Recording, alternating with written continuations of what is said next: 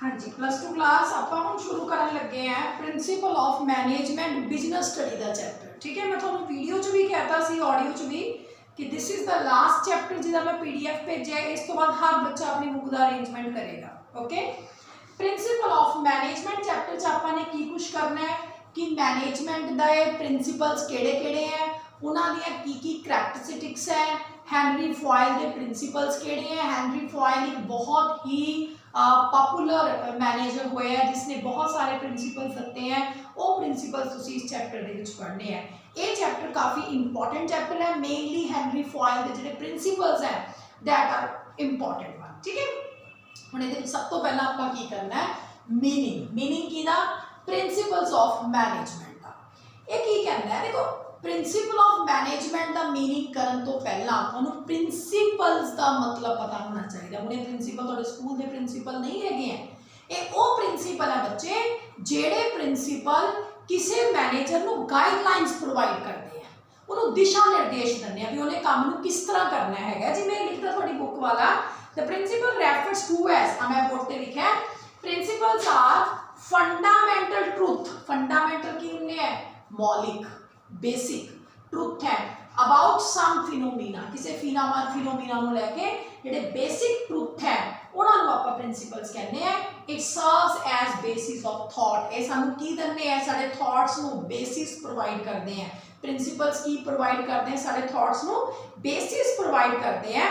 इन्हें लिखा है the these principle are either based on experience over a long period और एक्सपैरीमेंटल स्टडीज। जेडे ये प्रिंसिपल्स होंगे हैं एक मैनेजर दे बहुत लंबे टाइम पीरियड दे एक्सपीरियंस तो उसको समझ आते हैं या फिर उसको कुछ स्टडीज करके समझ आ जाते हैं। सो जो कहना दो the science of management is in exact science. कुल मिला के जो प्रिंसिपल्स हैं ये किसी को अपने तजर्बे के बेस्ड आने, जिवें हैनरी फॉयल है बेटा वो अपने एक्सपीरियंस के बेस्ड प्रिंसिपल्स बनाता है। कोई एवं दे भी तुसीं मैनेजर पढ़ने अपनी बुक के जिहड़े कुछ स्टडीज करन तो बाद एक्सपर्ट बन गए हैं। ठीक है, तो कुल मिला के जो प्रिंसिपल ऑफ मैनेजमेंट तुसीं करना है तुहानूं पहला प्रिंसिपल्स का मतलब पता होना चाहिए। प्रिंसिपल्स की है एक फंडामेंटल ट्रूथ है जिहड़े सारे थॉट्स को बेसिस प्रोवाइड करते हैं, ये एक्सपीरियंस तो भी आते हैं तो ये जिहड़े हैगे हैं कुछ स्टडीज के बेस्ड भी तुहानूं पता लग सकते हैं। ठीक है, हुण इहदा सी प्रिंसिपल्स। हुण आ जाओ principle of management. Principle of management are fundamental truth which provide guidelines for management for decision making and action. की करते हैं प्रिंसिपल्स? गाइडलाइंस प्रोवाइड करते हैं कादे वास्ते? डिसीजन लैण वास्ते ते एक्शन लैण वास्ते, क्योंकि पहले डिसीजन लिया जाता है फिर एक्शन लिया जाता है ना मैनेजर वालों। तो ये गाइडलाइंस जिहड़ियां हैगियां प्रोवाइड करते हैं डिसीजन लैण वास्ते ते एक्शन लैण वास्ते। द प्रिंसिपल ऑफ मैनेजमेंट वो फंडामेंटल ट्रूथ है जिहड़े किसी मैनेजर नूं गाइडलाइंस प्रोवाइड करते हैं डिसीजन लैण वास्ते ते एक्शन लैण वास्ते। ठीक है बेटा, हुण आ गया करैक्टरिस्टिक्स की है इसलिए। अगर आप मैनेजमेंट के प्रिंसिपल दी विशेषतावां देखिए बेटा तो पहली है यूनीवर्सैलिटी। यूनीवर्सैलिटी का मतलब होता है विश्वव्यापी। जिहड़े नियम है प्रिंसिपल ऑफ मैनेजमेंट के जिन्ने भी नियम है वो यूनीवर्सल है और सब जगह अप्लाई होंगे हैं। ये जिवें चाहे वो एजुकेशन है, चाहे हॉस्पिटल है, चाहे गवर्नमेंट हॉस्पिटल है, चाहे बिजनेस एंटरप्राइज है, सब जगह इक्वली इंपॉर्टेंट है। जिवें मैं तुहानूं एग्जाम्पल दिंदी है, इन्होंने एक प्रिंसिपल लिया हुआ है यूनिटी इन डायरैक्शन, मतलब एक जना तुहानूं डायरैक्शन देवे। जिवें तुहानूं पता हुण अपनी अकैडमी के विच 2 टीचर्स है तो दोनों अगर कोई होर तरह डायरैक्शन दे रहे हैं भी कल तुसीं आउणा है, एक कह रहे हैं कल तुसीं नहीं आना, तुसीं कन्फ्यूज हो जाओगे। इसी तरह फर्म के विच हुंदा है अगर कोई मैनेजर कोई डायरैक्शन दे रहा है, कोई मैनेजर कोई डायरैक्शन दे रहा है तो उहदे नाल वर्कर कन्फ्यूज हो जाएंगे। बेटा जिवें हुण यूनिटी ऑफ डायरैक्शन है ये बेटा स्कूलों च भी अप्लाई होंदा है। ऐसा नहीं है कि प्रिंसिपल होर गाइडलाइंस दे रहे हैं, स्कूल टीचर होर गाइडलाइंस दे रहे हैं, पीपीएन कुछ होर कही जाता है, क्लर्क कुछ होर कही जाता है ना। तो यूनिटी ऑफ डायरैक्शन स्कूलों च भी अप्लाई है, हॉस्पिटल्स च भी अप्लाई है, बिजनेस फर्म्स च भी अप्लाई है। मतलब जेडे प्रिंसिपल ऑफ मैनेजमेंट है यूनिवर्सली एप्लीकेबल है, सब जगह इन्हां दा एप्लीकेशन हुंदा है, चाहे वो स्कूल है, चाहे हॉस्पिटल है, चाहे कॉलेजेस है, चाहे वो कोई बिजनेस फर्म्स है। दूसरा है फ्लैक्सीबल। ये जो मैनेजमेंट के प्रिंसिपल्स है फ्लैक्सीबल है, आप इन्हों लोड़ अनुसार चेंज कर सकते हैं। ऐसा नहीं है कि प्रिंसीपल आप बना लिया हम उहदे ते ही चलना है। जिवें हुण बहुत सारे लोगों ने, जिवें हुण आपां देखो आपां मैनुअली क्लास लाते सीगे है ना, पर जदों आपां देखिया कोविड-19 करके हजे नहीं काम साडा नहीं चल सकता, आपां वीडियो थ्रू काम कर लिया। हुण जे मैं एवें दे हार्ड रूल रखां भी मेरा तो प्रिंसीपल है जी, मैं तो क्लास 'च ही पढ़ा सकदी, मैनूं तो पता लगे बच्चा नाल दी नाल की कर रहा, मैं तो एवें पढ़ा नहीं सकदी। ਉਹਦੇ ਨਾਲ फिर की होगा, अपने सिलेबस पिछे रह जाएंगे, आपां नूं दिक्कत आऊगी, अगे जाके काहली करनी पऊगी है ना। तो आपां चेंज कर लिया भी why don't we choose the video lectures, तो ये साडा काम सौखा हो गया। इस तरह जो मैनेजमेंट के जिन्ने भी प्रिंसीपल जो गाइडलाइनस प्रोवाइड करते हैं बेटा वो फ्लैक्सीबल होंगे, आप उन्होंने बदल सकते हैं। The principle of management are dynamic, this can easily modified, आप इन्हों चेंज कर सकते हैं अकॉर्डिंग टू इन्वायरमेंट, आप माहौल अकॉर्डिंगली इन्हों बदल सकते हैं।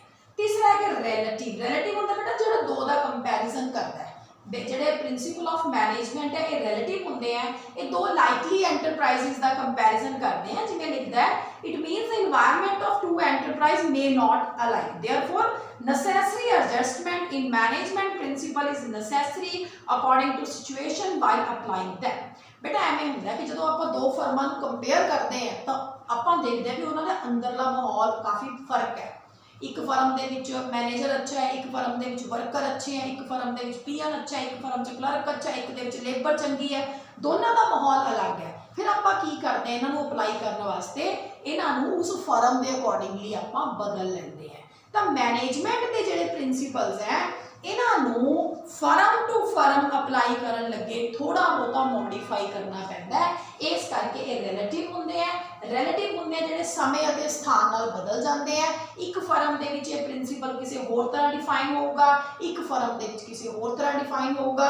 दो फर्मां जिहड़ियां अलग अलग हैं, सेम प्रिंसीपल उन्हां च अलग तरीके नाल अप्लाई होएगा, इस करके रिलेटिव कहा जाता है। रिलेटिव का मतलब की होंदा that will change according to time, according to situation.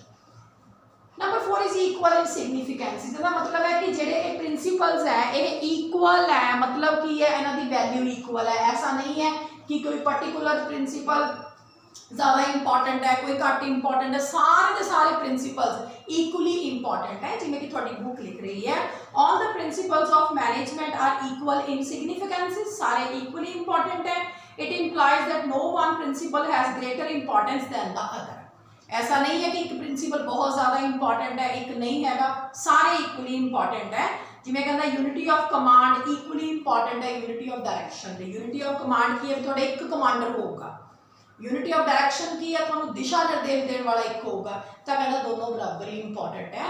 तो इस करके जो मैनेजमेंट के प्रिंसीपल्स है वो यूनिवर्सली एप्लीकेबल है, फ्लैक्सीबल है, रिलेटिव है, इक्वल इन सिग्निफिकेंसेस है। अगे आ गए इन्हां दी जरूरत की है, क्यों आप इन्हां अप्लाई करते हैं। पहला कारण इंक्रीज इन एफिशिएंसी, मतलब जो आप मैनेजमेंट ऑफ प्रिंसीपल्स को अप्लाई करते हैं तो मैनेजर की भी एफिशिएंसी बढ़ती है, वर्कर्स की भी बढ़ती है। बाकी हुण ये प्रिंसीपल्स किहड़े हैं तो आप अगे पढ़ांगे ना, तुहानूं मैं कुछ दसते जिवें डिवीजन ऑफ लेबर होनी चाहिए है, काम वंड दो, यूनिटी ऑफ डायरैक्शन होना चाहिए, यूनिटी ऑफ कमांड होना चाहिए। तो पहला फायदा है कि ये साडी एफिशिएंसी इंक्रीज हो जाती है। to establish principles of management guide the managers to solve the various management problem, मतलब एक गाइडलाइंस दिंदे हैं मैनेजर नूं अपनी प्रॉब्लम सॉल्व करने वास्ते। इस करके जो ये गाइडलाइन प्रोवाइड करता है तो उहदे नाल मैनेजर की एफिशिएंसी बढ़ती है।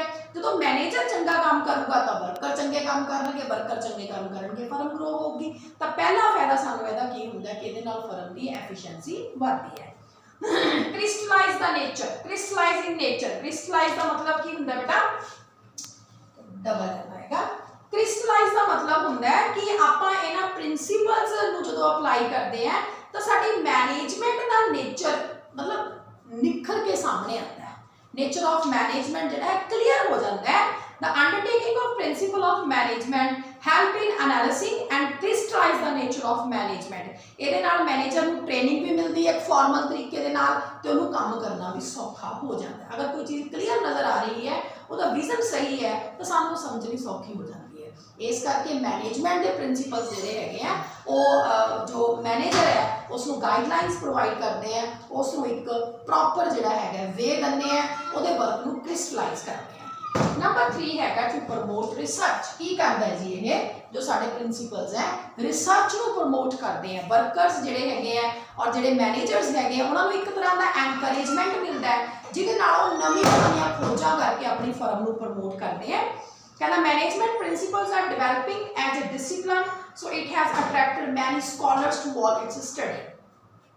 It to increase the scope of management led to further research and growth in the principles of practice of management। Management के जो प्रिंसिपल्स है रिसर्च को प्रमोट करते, शायद थोड़ा नहीं पता बच्चे ये बकायदा जो असीं एमफिल वगैरह की है ना तो वो रिसर्च ऑपरेशन असीं पेपर पढ़िया हुआ है। मैनेजमेंट रिसर्च ऑपरेशन असीं पेपर पढ़िया हुआ है भी किस तरह मैनेजमेंट के प्रिंसिपल्स ते रिसर्च करी जा सकती है। इस तरह जो आप मैनेजमेंट प्रिंसिपल्स को अप्लाई करते हैं तो वो सानू नवीं रिसर्चिस करने भी जो है अपॉर्चुनिटी मिलता है जिहदे नाल असीं अच्छा काम कर सकते हैं। उस तो बाद है टू अटेन सोशल गोल। देखो हर बिजनेस के सोशल गोल होंदे हैगे हैं, हर बिजनेस की सोशल रिस्पॉन्सिबिलिटी है। तुसीं +1 च भी पढ़िया social responsibility towards the employees, towards the worker, towards the society, है ना। कहते management is a level which transforms the individual objective into social objective। Management take the input from the society. Management की करती है समाज चो input लेंदी है तो उसे समाज को आउटपुट बना के दे देती है। 10 the standard of living of the society depends upon the efficiency of the management. कितना समाज डिवेलप होएगा ये डिपेंड करता उत्थे दे मैनेजर किवें दे हैं। चंगे मैनेजर है सस्ती चीज़ बनाउणगे समाज को देणगे, समाज डिवेलप होगा। माड़े मैनेजर है महंगी चीज़ बनाणगे समाज को देणगे, समाज डिवेलप नहीं होगा।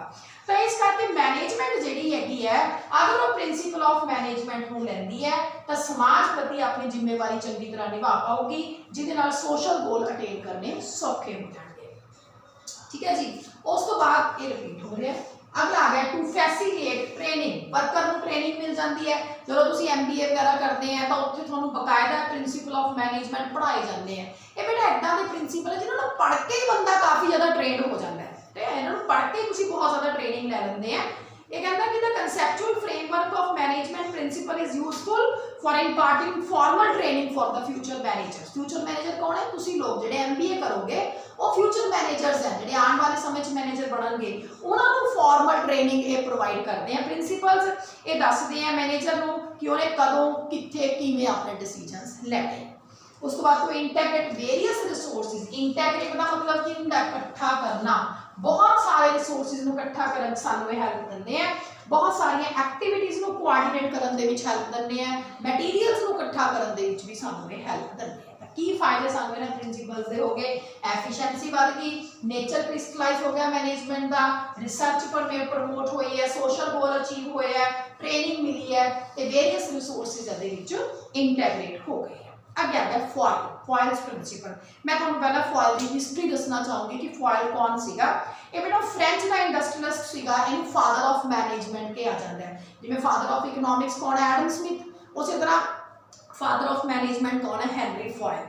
इन्हें एक माइनिंग कोल माइनिंग कंपनी को ज्वाइन करे एक जूनियर इंजीनियर के तौर पर 1860 के 1888 के वो मैनेजिंग डायरैक्टर बन गया। इन्हें बैंकरप्ट जाती हुई कंपनी, बैंकरप्ट जो दिवालिया होंदी कंपनी को 30 साल के टाइम पीरियड के टॉप पोजीशन पर पहुँचाता। 1900 तो लै 1900 ते 1908 के इसने 2 सक्सैसफुल लैक्चर आपने डिलीवर करे सीगे। अखीर दे विच एक बुक लिखी जिसका नाम सी जर्नल एंड इंडस्ट्रीयल मैनेजमेंट। ये पब्लिश हुई बुक 1916 के विच। इंग्लिश वर्जन है 1949 के विच आया यदि डेथ तो बाद। इन्हें इस बुक के विच ये प्रिंसिपल सानू दत्ते हैं जिहड़े तुसीं इस चैप्टर के विच पढ़ने हैं। हुण अगर आपां फॉयल की थ्योरी की गल करिए, फॉयल की थ्योरी उन्हें अपनी क्लासीफाई कराया अपनी उन्हें इंडस्ट्रीयल अंडरटेकिंग को 6 पार्ट्स के क्लासीफाई कराया। एक इंडस्ट्री 6 तरह के काम कर सकती है। टैक्नीकल चो उन्हें प्रोडक्शन लिया, कमर्शियल चो उन्हें बाइंग सैलिंग एक्सचेंज ले लिया, फाइनैंशियल चो उसने ले लिया पैसे को इकट्ठा करना वह मैक्सिमम यूज़ करना, सिक्योरिटी चो उसने प्रॉपर्टी की प्रोटेक्शन ले ली, अकाउंटिंग चो उसने सारे अकाउंटिंग एंड स्टैटिस्टिक टूल्स ले हैं, मैनेजर चो उन्हें ले लिया प्लैनिंग कमांडिंग ते कोआर्डिनेशन। ये अपने पॉइंट ऑफ व्यू है भी 6 तरह के नाल जिहड़ी हैगी है इंडस्ट्रीयल अंडरटेकिंग काम करती है। Technical, commercial, financial, security, accounting, managerial. Technical की ले लिया प्रोडक्शन, कमर्शियल की लै लिया बाइंग एंड सैलिंग, फाइनैंशियल की लै लिया ऑब्टेन करना कैपिटल नूं उहनूं यूज करना, सिक्योरिटीज की लै लिया प्रॉपर्टी की प्रोटैक्शन, अकाउंटिंग च फाइनैंशियल पोजीशंस लै लिया, मैनेजरियल च लै लिया प्लैनिंग ऑर्गेनाइजिंग एंड कमांडिंग।